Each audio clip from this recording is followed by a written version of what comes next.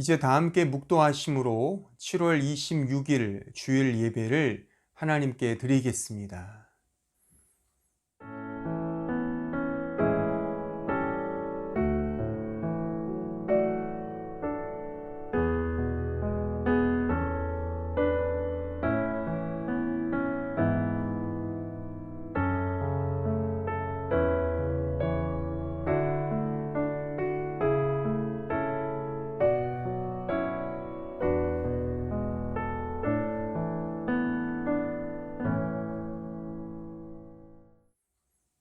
하나님은 영이시니 예배하는 자가 신령과 진리로 예배할지니라.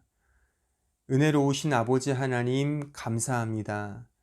한 주간도 주님의 크신 은혜로 지켜주시었다가 또 이 시간 하나님 앞에 예배하고자 하오니 이 예배를 받아주시며 이 예배를 통하여 하늘의 소망과 하늘의 위로를 얻는 기쁨의 시간 되게 하시고 우리 자신과 이 세상의 무가치함을 깨닫고 오직 하나님께만 소망을 두며 하나님만을 의지하는 믿음의 고백이 가득 채워지는 시간 될 수 있도록 인도하여 주옵소서.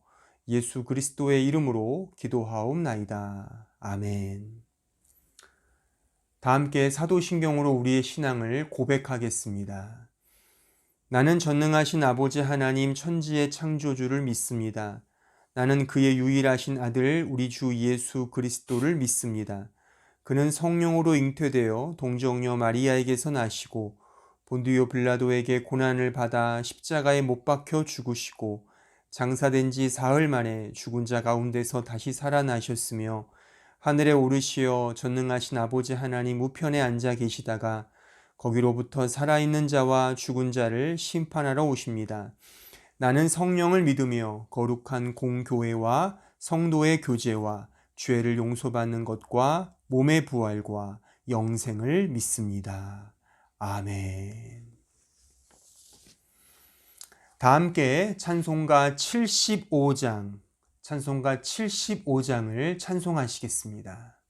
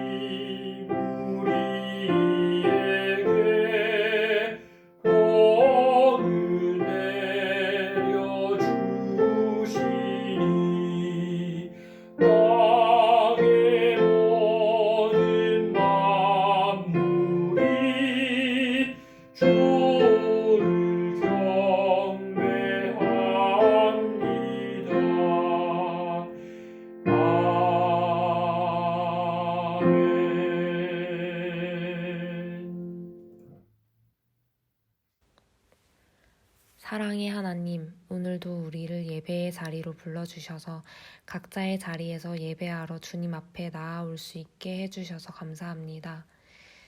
한 주간 살아가면서 내가 가진 것이 나의 재능과 달란트가 마치 나의 것인 것처럼 살았습니다.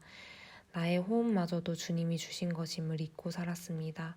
우리의 마음은 교만해서 주님을 자꾸 잊으려고 합니다. 이런 연약하고 부족한 우리를 불쌍히 여기시고 그럼에도 불구하고 우리를 사랑해 주세요. 부족하지만 우리의 삶 속에서 주님을 닮아가고 주님이 기뻐하시는 믿음의 자녀들이 될 수 있게 도와주세요. 코로나로 인해 많은 것들이 바뀌었습니다. 우리가 정말 힘들고 어려운 시기를 보내고 있습니다. 그렇지만 각자의 자리에서 우리가 이 시간을 의미 있게 보낼 수 있게 해주시고 주님과 더 가까워지는 시간이 될 수 있게 해주세요. 하루빨리 일상으로 돌아가서 더 이상 코로나로 인해 힘들어하는 사람이 없어지게 주님께서 도와주세요.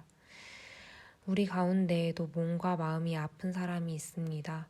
주님께서 찾아가 위로해 주시고 하나님의 사랑으로 새 힘을 얻을 수 있게 도와주세요.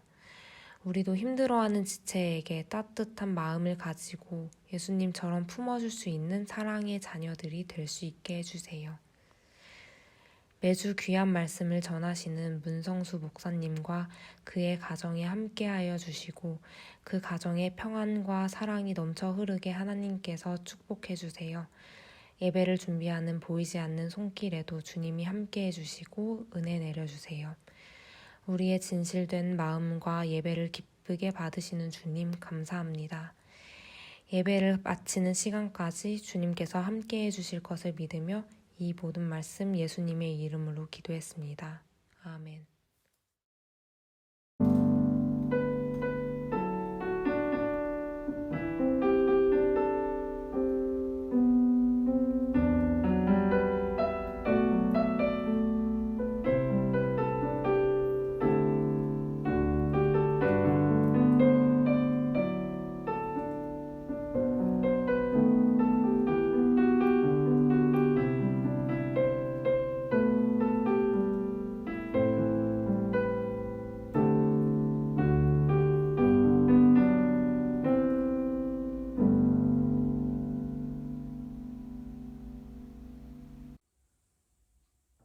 오늘 우리에게 주시는 하나님의 말씀을 봉독하겠습니다. 로마서 1장 17절입니다.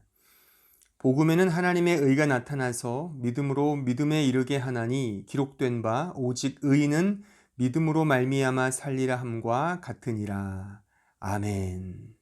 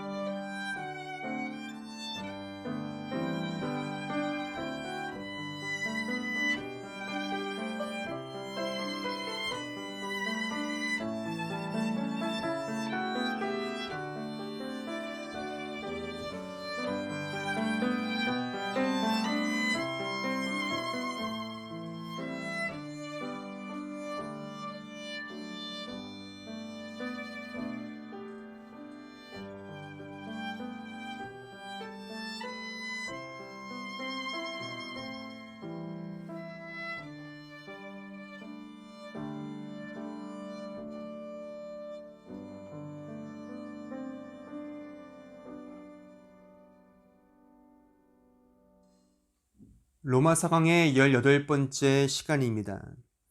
지난 시간에 이어서 오직 의인은 믿음으로 말미암아 살리라 란 제목으로 하나님 말씀을 증거하겠습니다.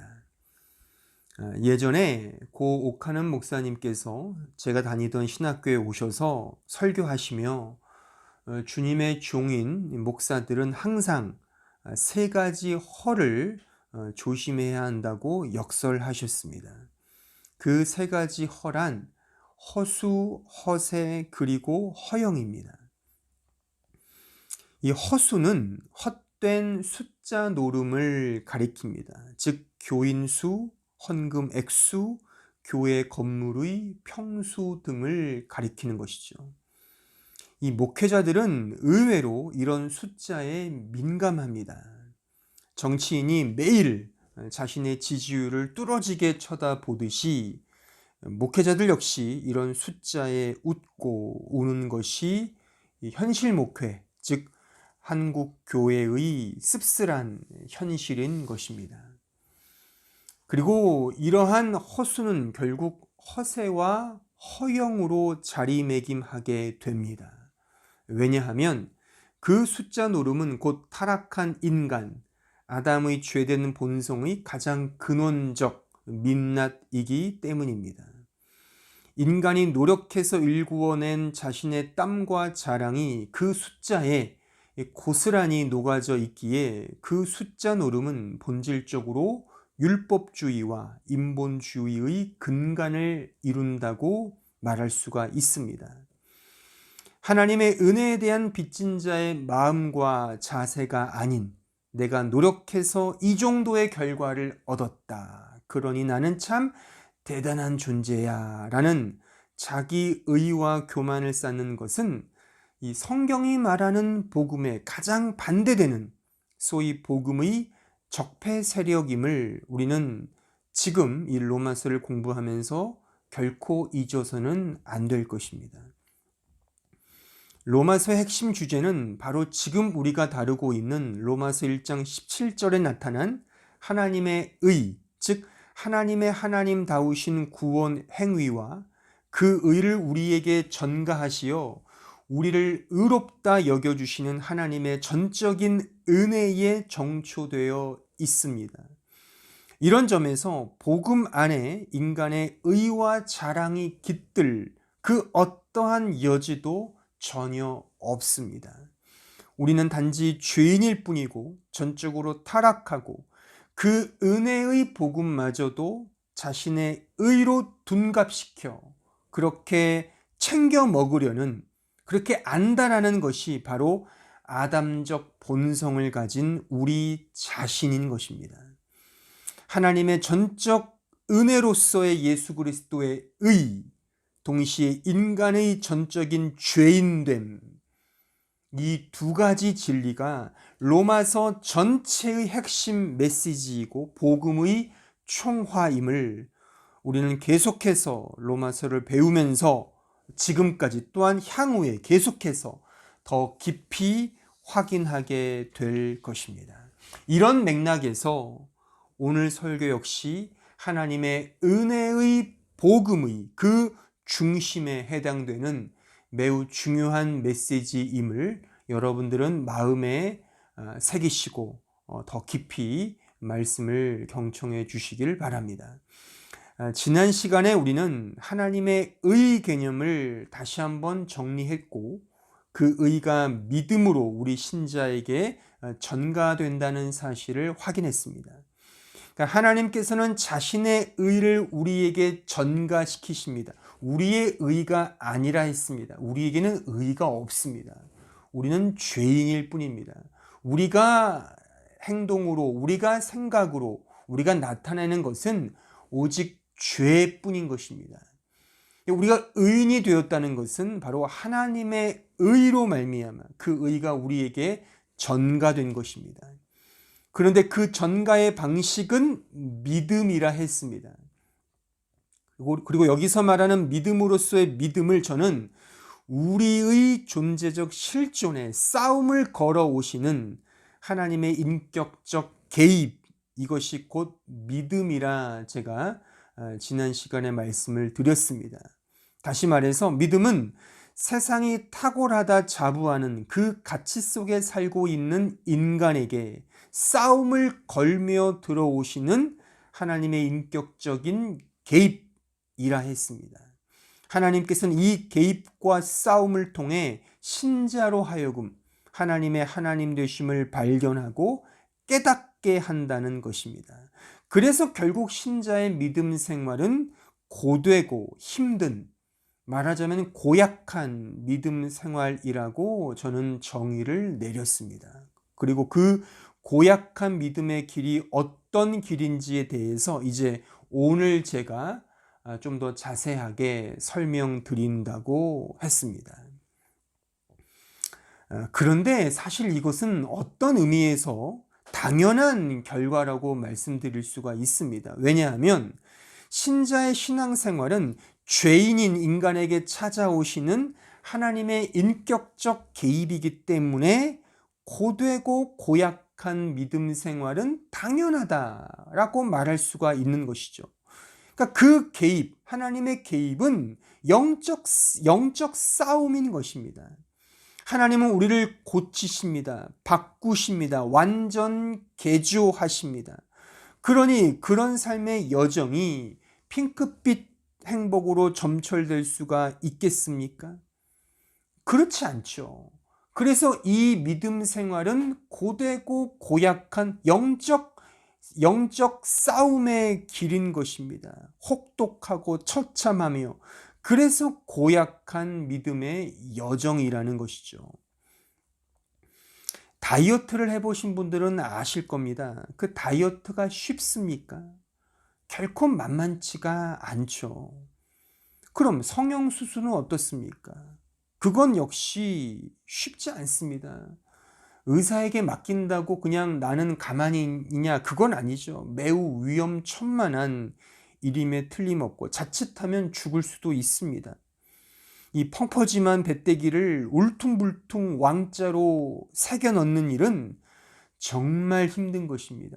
정말 노력과 끊이지 않는 훈련이 있어야만 그나마 조금 왕자가 보일랑 말랑 할 것입니다.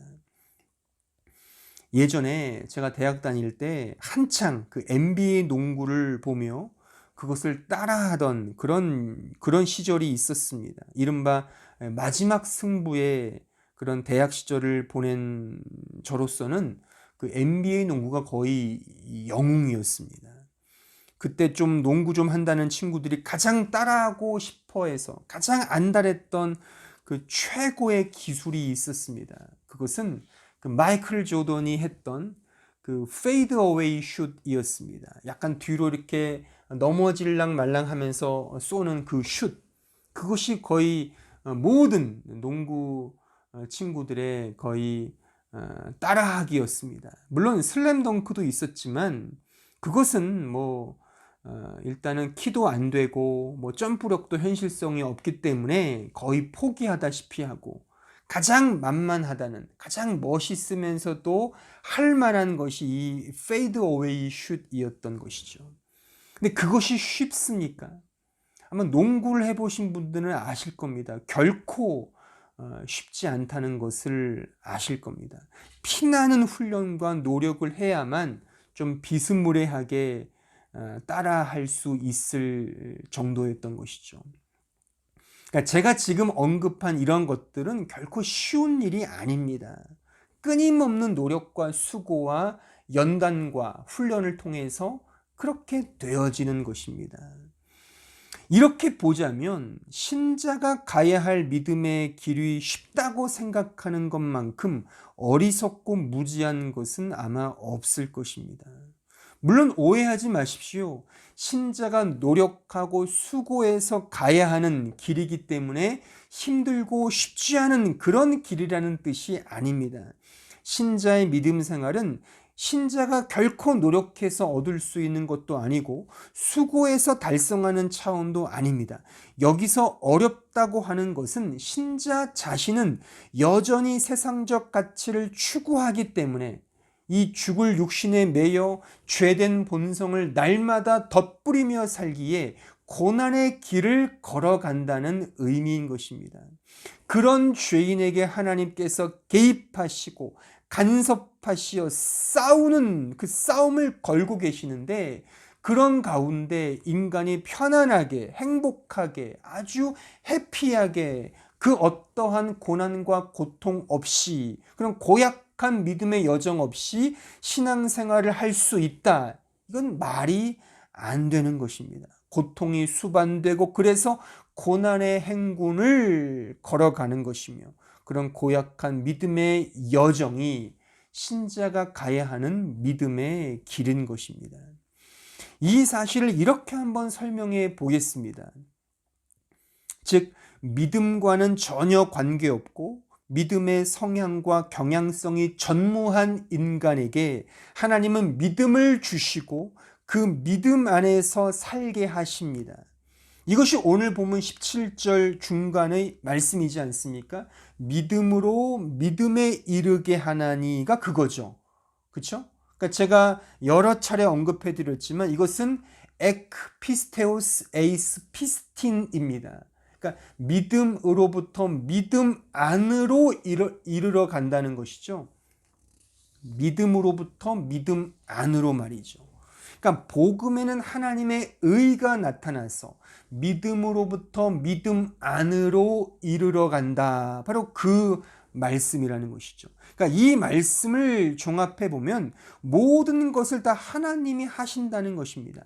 에크피스테오스, 하나님의 믿음으로부터 믿음 안으로, 그러니까 하나님께서 우리를 믿음으로 이끌어 가신다는 겁니다. 그러니까 처음부터 끝까지 다 하나님이 하신다는 것이죠. 그런데 이 믿음이라는 단어는 일방적인 의미이라기보다는 서로 상호간의 관계라고 하는 사실을 알아야 하는 것입니다. 다시 말해서 인격적 관계 안에서만 이 믿음이라는 단어가 성립되고 통용된다는 말입니다. 내가 누구를 믿는다고 할 때는 틀림없이 인격적 관계에서 그 믿는다는 말이 성립될 때 사용할 수 있다, 그 의미인 것입니다. 쉽게 말하면 사람과 사람 사이에서 믿는다는 말이 성립되고 서로 통용된다는 것이죠. 가령 나는 선생님을 믿는다, 나는 그 친구를 믿는다, 이렇게 쓰는 법이라는 겁니다. 그러니까 나는 내 자동차를 믿는다, 나는 내 집을 믿는다. 어색하죠. 이럴 때 어떤 비인격체, 무인격체에게 나는 믿는다라는 이 단어를 쓰지 않는다는 것이죠.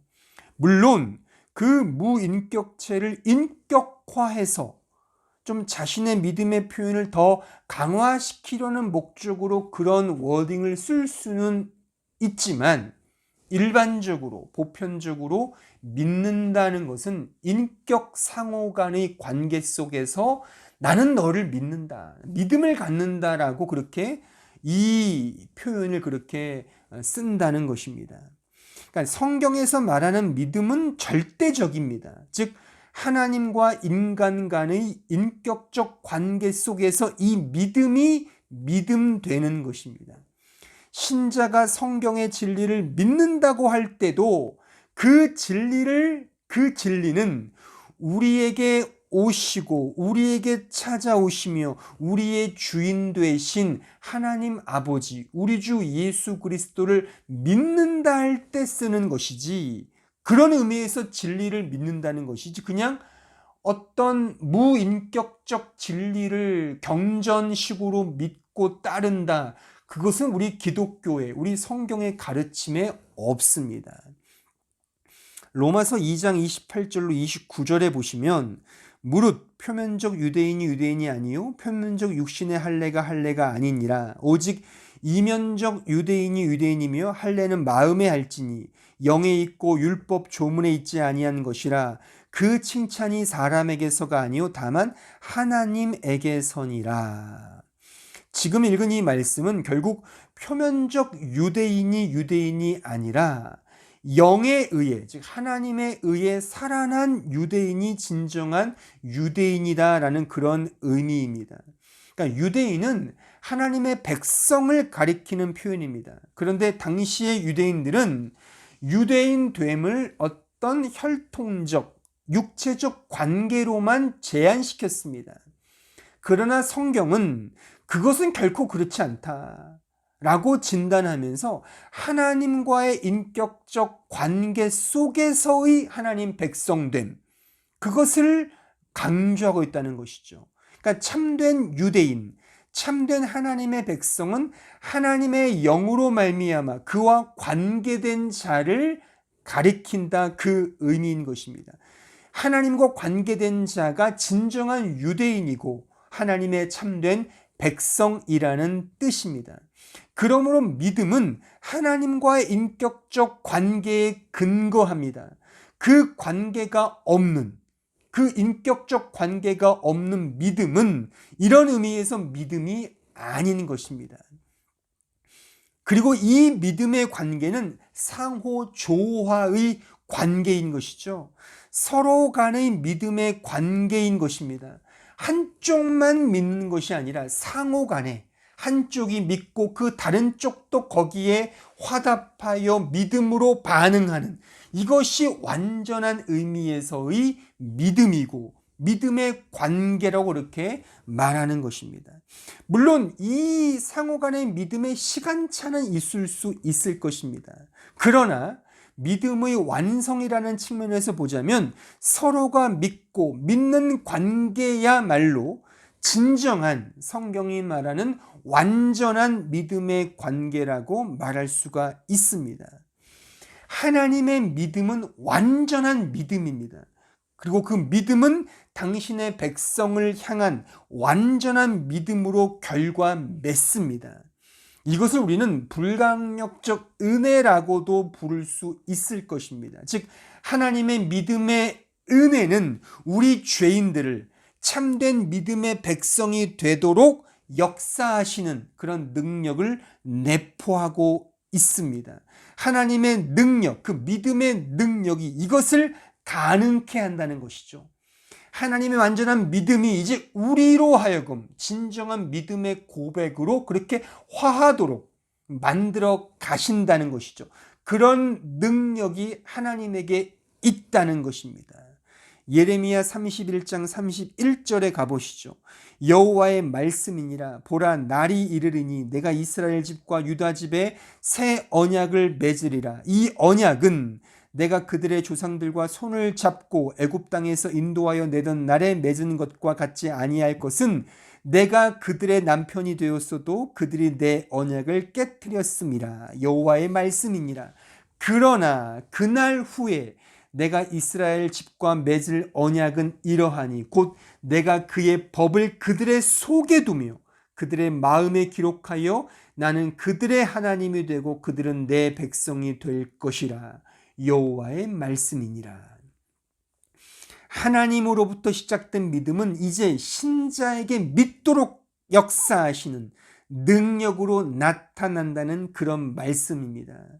그러니까 예레미야로 말하면 나의 법을 그들의 속에 두며 그들의 마음에 기록하여 나는 그들의 하나님이 되고 그들은 내 백성이 될 것이라. 그러니까 이게 뭐 어떻게 할 수가 없다는 거죠. 하나님이 이렇게 만들어 가신다는 겁니다. 하나님의 믿음의 능력인 것이죠. 이것을 오늘 본문 17절로 말하면 믿음으로 믿음에 이르게 하나니, 바로 그 의미가 되는 것입니다. 하나님의 믿음, 에크피스테오스, 하나님의 믿음이 우리 신자를 믿음 안으로, 에이스 피스틴, 믿음 안으로 인도해 가신다는 것입니다. 그래서 결국 그 믿음 안에서 믿음의 백성이 되게 하신다는 거죠. 엄밀히 말하면 하나님께서 그의 믿음 안에서 우리를 믿음의 백성으로 만드신다는 그런 의미인 것입니다. 그러므로 하나님께서 신자를 만들어 가십니다. 이 말을 꼭 기억하십시오. 하나님께서 오직 당신의 전적 은혜로부터 창조하신 그 믿음을 신자에게 주사, 신자로 하여금 그 믿음 안에서 그 믿음 안으로 들어오게 하셔서 정당한 믿음의 고백으로 그렇게 우리를 이끌어 가신다는 것입니다. 이 과정을 통해 하나님은 신자를 만들어 가신다는 것이죠. 이것을 신자 입장에서 말하면 신자가 믿음 안에서 산다가 된다 그 말인 것입니다. 그러니까 하나님께서 당신의 믿음으로 우리를 이끌어 가신다라는 이 문장이 우리 입장으로 말하면 신자가 믿음으로 산다가 된다 그 의미인 것입니다. 하나님께서 신자를 신자로 만들어 가시는 그 과정, 다시 말하면 신자가 믿음 안에서 살아가는 그 믿음의 여정, 이것이 사도 바울이 하박국의 말씀을 인용하여 오직 의인은 믿음으로 말미암아 살리라, 그 의미를 인용하면서 더 도드라지게, 더 분명하게 설명하고 있다는 것이죠. 다시 말하면 하박국 선지자가 외치는 그 절규와 아우성을 통하여 하나님께서 신자를 믿음 안에서 만들어 가시는 그런 과정이고, 신자는 바로 그 믿음으로 살아가는 그 여정이라는 의미인 것입니다. 17절, 오늘 보면 17절 그 하반절에 이제 그 오직 의인은 믿음으로 말미암아 살리라는, 제가 계속 말씀드리지만 하박국 2장 4절을 인용한 말씀입니다. 저는 지난 시간에 이 부분을 좀 설명을 드렸는데 다시 잠깐 언급해 드리면, 지금 하박국 선지자는 하나님께 불만과 불평을 토로하고 있습니다. 왜냐하면 하나님을 믿지 않는 불신자와 악인이 하나님을 믿고 따르는 신자와 의인을 못살게 굴고 괴롭히고 등쳐먹고 짓밟고 있기 때문인 것이죠. 그런데도 하나님은 아무런 조치를 취하지 않고 계시는 것에 대하여 하박국은 분통을 터뜨리며 이렇게 외치는 거죠. 어찌하여 하나님은 우리를 구원하지 않습니까? 왜 가만히 계십니까? 이런 외침을 지금, 이런 절규를, 이런 아우성을 지금 터뜨리고 있는 것입니다. 이때 하나님께서 하박국에게 주신 말씀이 무엇이냐? 하박국 2장 4절, 오직 의인은 믿음으로 말미암아 살리라, 이렇게 말씀하셨다는 것입니다. 즉 신자는 이럼에도 불구하고 믿음으로만 산다. 환경과 여건, 상황이 어떠하든 간에 신자는 오직 믿음으로만 살아가야 한다라고 하나님께서 하박국 선지자에게 그렇게 지금 말씀해 주고 있다는 것이죠. 그런데 여기서 이제 한 가지 더 깊이, 한 걸음 더 들어가서 생각해 보아야 할 것은, 하박국이 왜 이런 불평과 이 분통의 절규와 아우성을 내질렀는가 하는 질문인 것입니다. 상황과 여건 때문이라고 제가 지금까지는 이런 식으로 언급을 해드렸지만, 한 걸음 더 들어가서 좀 더 본질적인 의미로 따져 들어간다면 환경과 여건 때문이 아니라고 하는 것입니다. 문제의 본질은 환경과 여건과 상황과 조건이 아닌 바로 인간 본성에 정초되어 있다는 사실입니다. 앞서 제가 서두에서 언급해드렸던 허수, 허세, 허영에 쩌들어 있는 인간의 본질적인 습성으로 인하여 인간은 이런 하박국과 같은 불만과 원망을 토로한다는 그런 의미인 것입니다. 인간은 말이죠. 인간은 허수에 치이고 허세에 찌이며 허영에 찌든 삶을 영위합니다. 이것이 인간의 본성인 것이죠. 그래서 결국 허수에 치인 인간은 실망에 물들고 허세에 찌인 인간은 절망에 빠지며 허영에 쩌든 인간은 패망에 고꾸라지게 됩니다. 허수의 경쟁은 실망을 배태하고 허세의 욕심은 절망을 낳으며 허영의 교만은 패망을 맺는 법인 것입니다. 따라서 하박국의 외침은 환경과 여건의 문제가 아닌 타락하여 죄인된 아담적 인간 군상의 실존에 매여 있기 때문입니다. 초가 삼간의 산들 모두가 불행한 것은 아닙니다. 그러한 환경임에도 불구하고 행복을 구가하며 살 수도 있습니다. 하지만 반면에 구중궁궐이라 하더라도 모두가 기쁘고 즐거운 것은 역시 아닙니다. 오히려 저주와 악따귀가 가득할 수도 있는 것이죠. 그러므로 문제는 환경이 아닌 인간 자신인 것입니다. 바로 이 점을 하박국서에서 우리는 정말 분명하게 깨우쳐야 하는 것입니다. 하나님을 떠난 인간에겐 희망도 없고 소망도 없음을, 단지 채워지지 않는 욕망 덩어리가 되어 부끄러운 욕심을 날마다 드러내는 인간 본성, 이것이 이런 절규와 아우성을 내뱉게 한 그 원인이며 그 근거라고 말할 수가 있습니다. 로마서 1장 24절로 27절을 보시겠습니다. 그러므로 하나님께서 그들을 마음의 정욕대로 더러움에 내버려 두사 그들의 몸을 서로 욕되게 하게 하셨으니 이는 그들이 하나님의 진리를 거짓 것으로 바꾸어 피조물을 조물주보다 더 경배하고 섬김이라. 그는 곧 영원히 찬송할 이시로다. 아멘.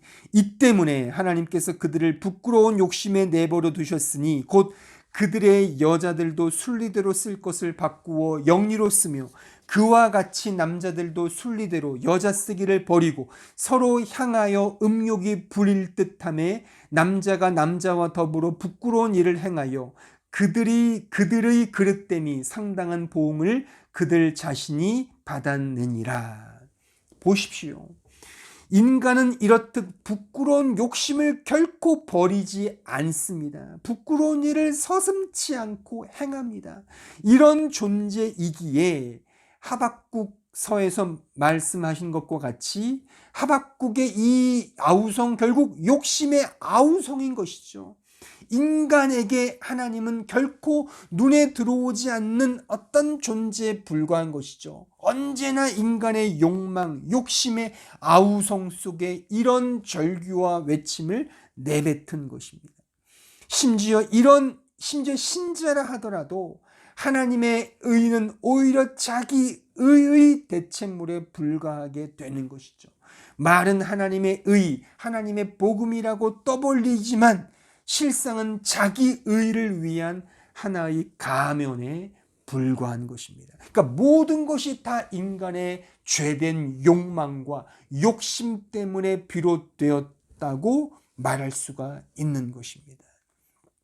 엄중히 말하건대 하나님의 복음이란 말하면서 실상은 자기 자신을 위한 복음으로 여기며 그래서 자기 자신을 드러내기 위한 수단으로 하나님과 신앙생활을 이용하고 성경의 진리를 섭렵한다면 이는 자기애의 욕망을 따라 자기 종교를 세우는 것이지 하나님을 믿고 의지하며 순종하는 참된 기독교의 의미는 아닌 것입니다. 따라서 우리는 날마다 자기애의 페르소나를 십자가에 못 박고 자신을 부인하며 믿음의 길을 걸어가야 하는 것입니다. 이런 이유에서 고약한 믿음 생활의 이유는 다름 아닌 내 자신의 욕망 때문임을 직시해야 하는 것입니다. 하나님께서 이런 나에게 싸움을 걸어 오신다 했지만 결국 내가 내 주제도 모르고 하나님과 맞짱을 뜨려고 하는 그런 전투태세에서부터 비롯된 것이 바로 신자의 고약한 그런 믿음의 여정인 것입니다. 마태복음 11장 28절로 30절에 가보시죠. 수고하고 무거운 짐진 자들아 다 내게로 오라. 내가 너희를 쉬게 하리라.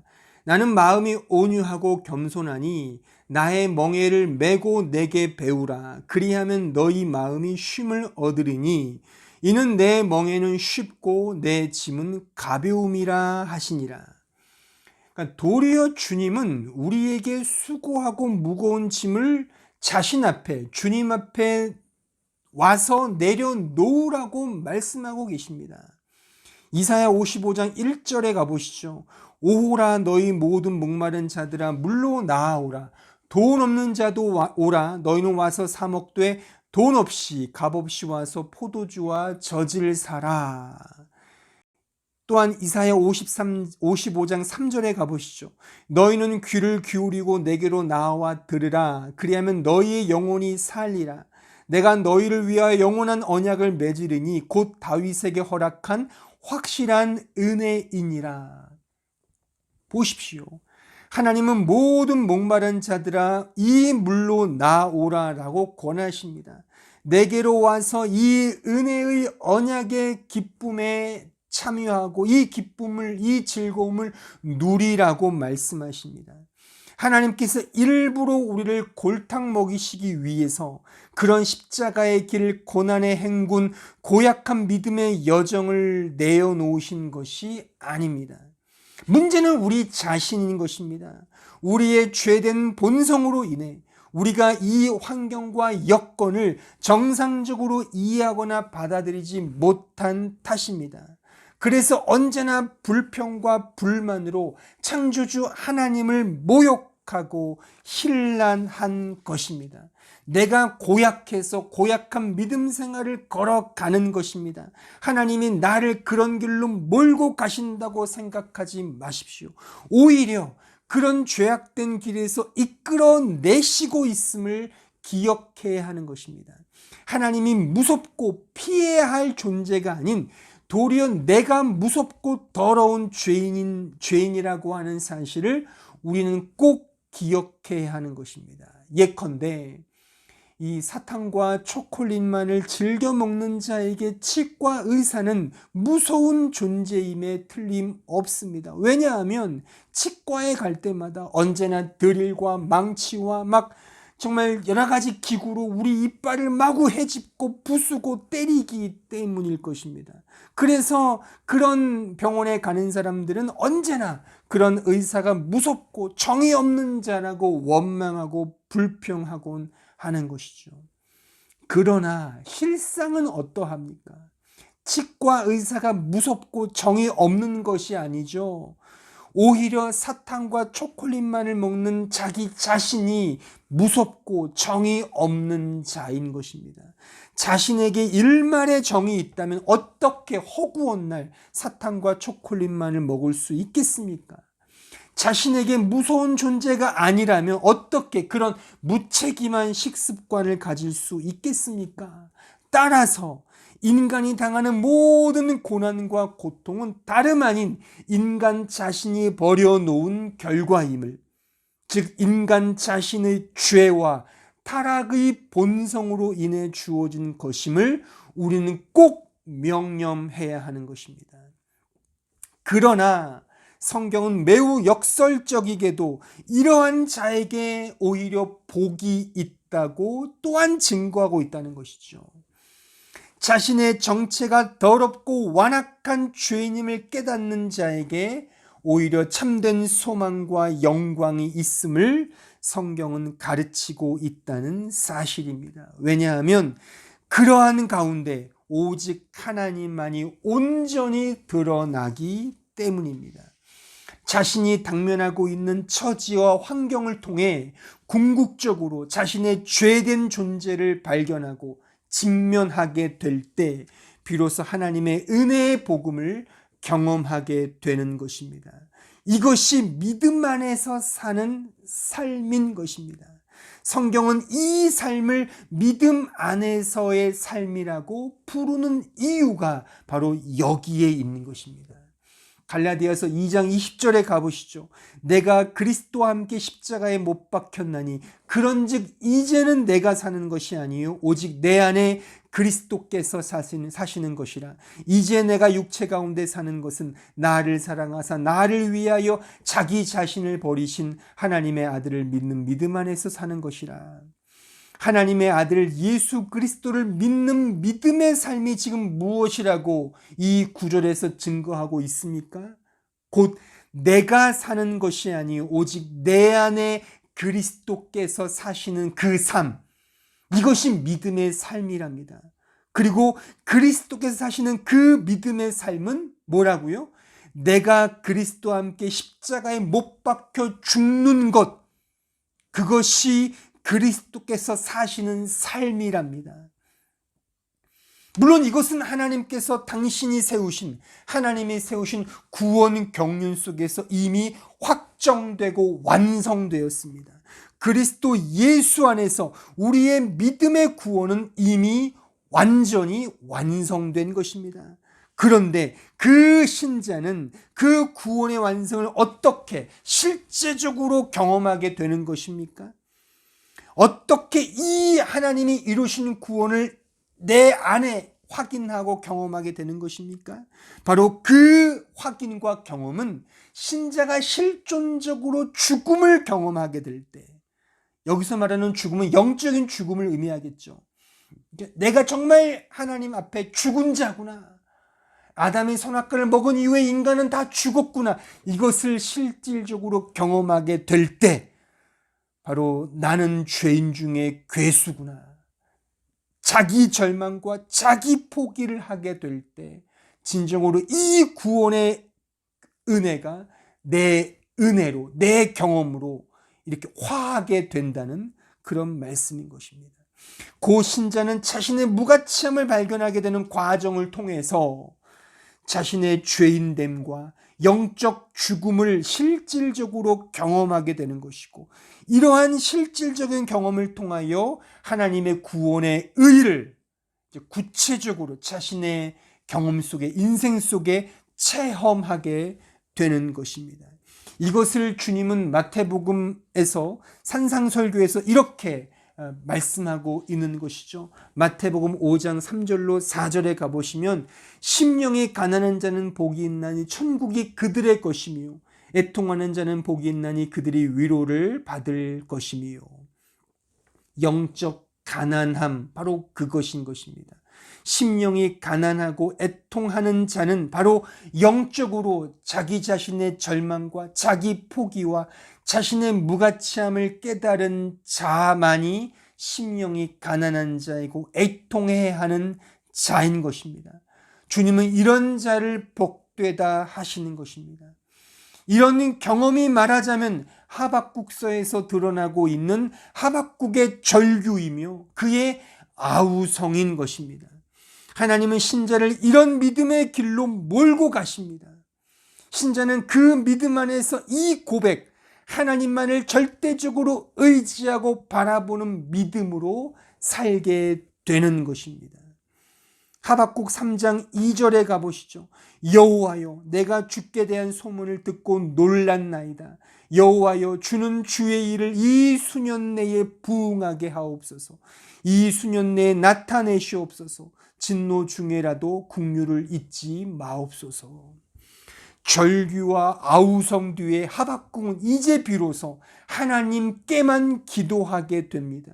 여호와여, 주는 주의 일을 이 수년 내에 부응하게 하옵소서. 수년 내에 나타내시옵소서. 하나님만이 이 모든 것의 모든 것 되시는 분으로서 하나님만이 이 일을 부응하게 하실 수 있습니다. 하나님께서 하십니다. 그 고백을 믿음의 고백으로 지금 하박국은 던지고 있는 것입니다. 환경과 여건이 아닌, 그리고 그것을, 그 환경과 여건을 좌우지하는 자기 자신의 존재마저도 아닌 오직 하나님만이 모든 것을 주관하시고 역사하시며 인도하시고 이끄신다는 사실에 대한 고백, 이것이 신자의 믿음의 고백인 것입니다. 그래서 하박국서는 이렇게 결론을 맺고 있죠. 하박국 3장 17절로 18절입니다. 비록 무화과 나무가 무성하지 못하며 포도나무의 열매가 없으며 감람나무의 소출이 없으며 밭에 먹을 것이 없으며 우리의 양이 없으며 외양간에 소가 없을지라도 나는 여호와로 말미암아 즐거워하며 나의 구원의 하나님으로 말미암아 기뻐하리로다. 환경과 주변을 응시하던 안목에서 자기 자신만을 신으로, 자신만을 왕으로 섬기던 자기애의 관점에서 이제 오직 하나님 한 분에게만 시선을 맞추게 된 고백입니다. 이것이 믿음입니다. 신자는 오직 이 믿음으로만 살게 된다는 하박국 2장 4절의 말씀이 바로 이것을 의미하는 것입니다. 하나님의 은혜와 능력을 통해서만 모든 것이 된다. 하나님께서만이 이 우주와 역사를 주관하시는 분으로서 모든 것 되게 역사하신다. 하나님께서 이 길로 신자를 이끄시고야 말 것이다.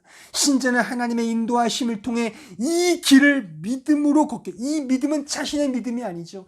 하나님이 하신다는, 하나님의 사랑과 은혜로 인도하신다는 그것을 믿는 믿음인 것입니다. 이것이 오직 의인은 믿음으로 말미암아 살리라에 담겨져 있는 의미인 것입니다. 이 진리를 사도 바울은 자신의 인생 속에서 이렇게 동일하게 경험하고 있습니다.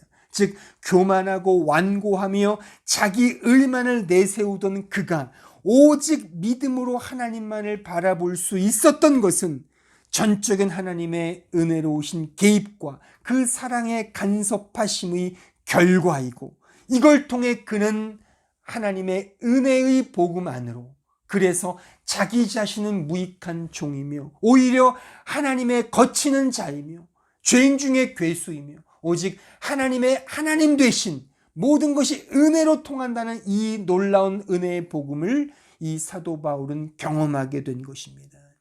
고린도후서 11장 23절로 27절에 가보시면 그들이 그리스도의 일꾼이냐 정신없는 말을 하거니와 나는 더욱 그러하도다. 내가 수고를 넘치도록 하고 옥에 갇히기도 더 많이 하고 매도 수없이 맞고 여러 번 죽을 뻔하였으니 유대인들에게는 40에서 하나 감한매를 5번 맞았으며 3번 태장으로 맞고 1번 돌로 맞고 3번 파선하고 1주야를 깊은 바다에서 지냈으며 여러 번 여행하면서 강의 위험과 강도의 위험과 동족의 위험과 이방인의 위험과 시내의 위험과 광야의 위험과 바다의 위험과 거짓 형제 중의 위험을 당하고 또 수고하며 애쓰고 여러 번 자지 못하고 줄이며 목마르고 여러 번 굶고 춥고 헐벗었노라.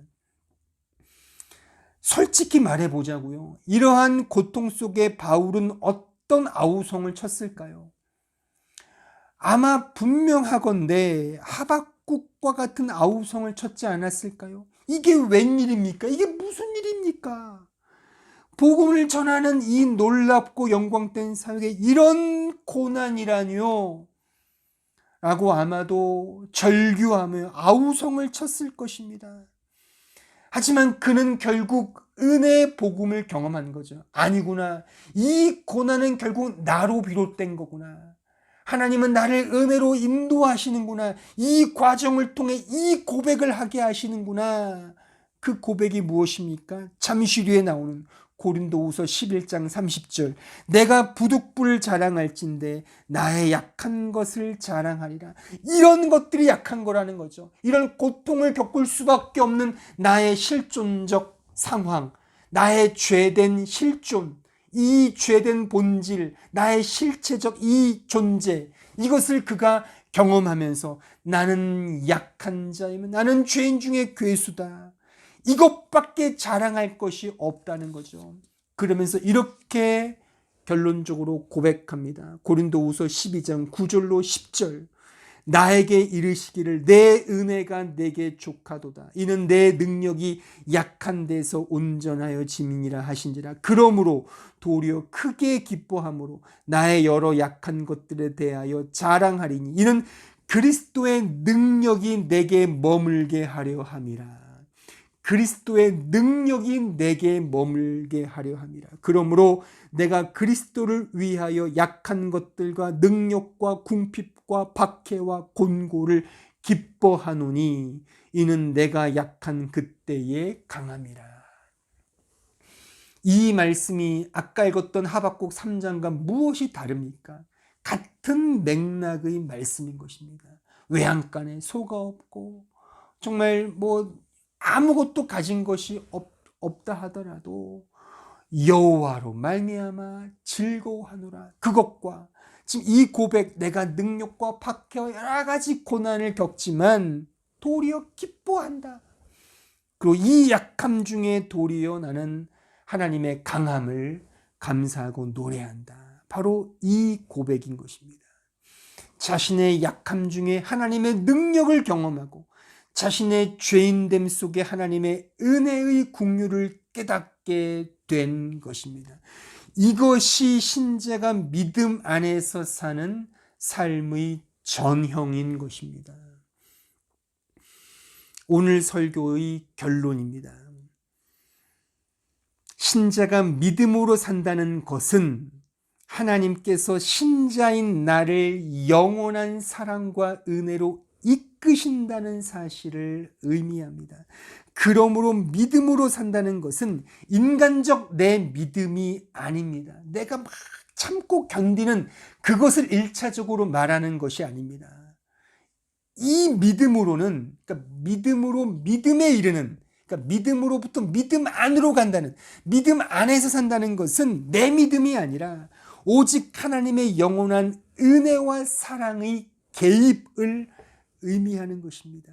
그 은혜로우신 개입을 통해 나의 죄인됨을 비로소 더 깊이 깨닫고 동시에 하나님의 하나님 되심을 더욱 깊이 인정하고 경험하게 되는 것, 이것이 신자가 믿음으로 산다는 이 말씀 속에 담겨진 진의인 것입니다.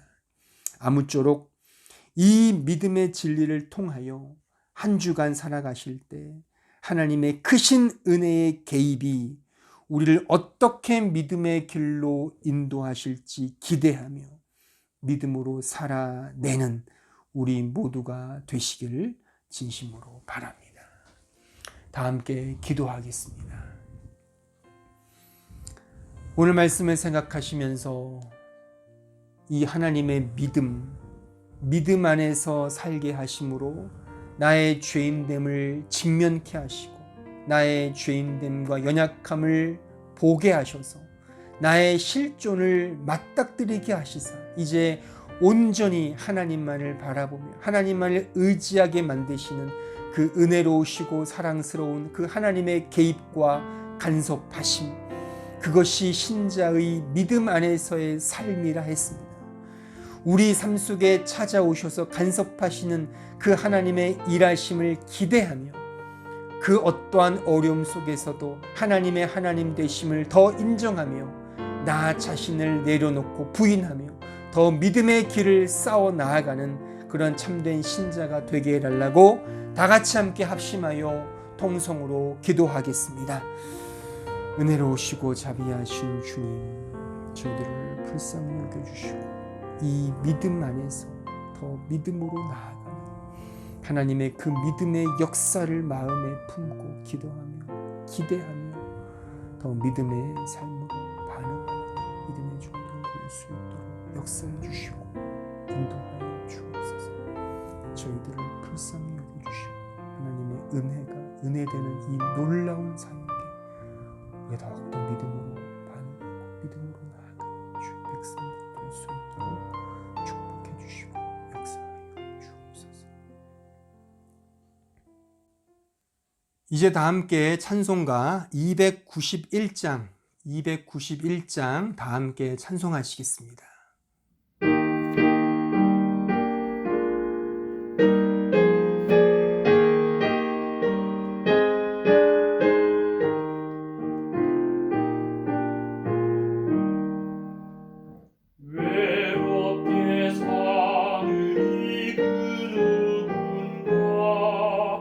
마음 아파 헤매는 그대와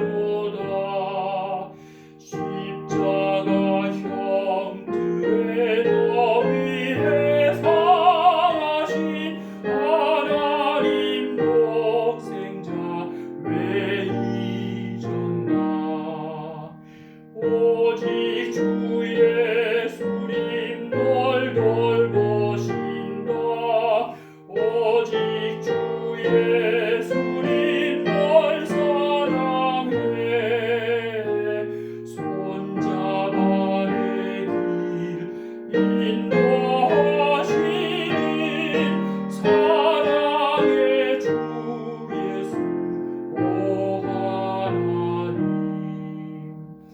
외로워 우는 이 그 누군가 친구를 잃으니 그대로다 모두 널 버려도 내 죄를 속하신 주 예수 참 친구 왜 잊었나 오직 주 예수님 널 돌보신다 오직 주 예수님 널 사랑해 손잡아 내 길 인도하시는 사랑의 주 예수 오 하나님 사망을 이기신 능력의 주 내 곁에 늘 계신 왜 모르나 주 말씀 따라서 살을 이루라 외롭지 않으며 즐거우리 오직 주 예수님 널 돌보신다 오직 주 예수님 널 사랑해 손잡아 내 길 인도하시는 사랑의 주 예수 오 하나님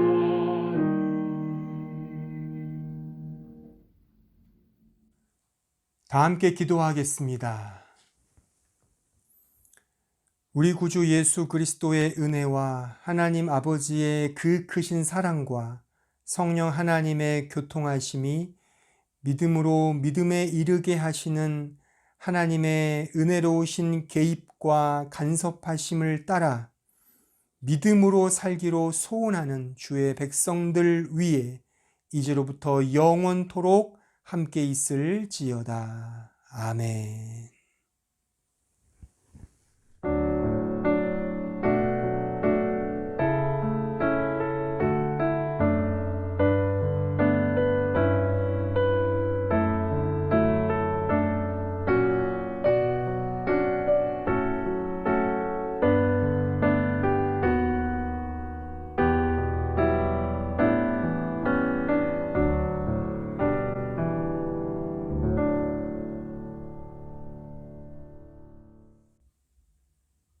교회 소식을 알려드리겠습니다. 오늘도 이렇게 영상 예배에 참여하신 모든 성도들께 진심으로 사랑의 마음을 전합니다.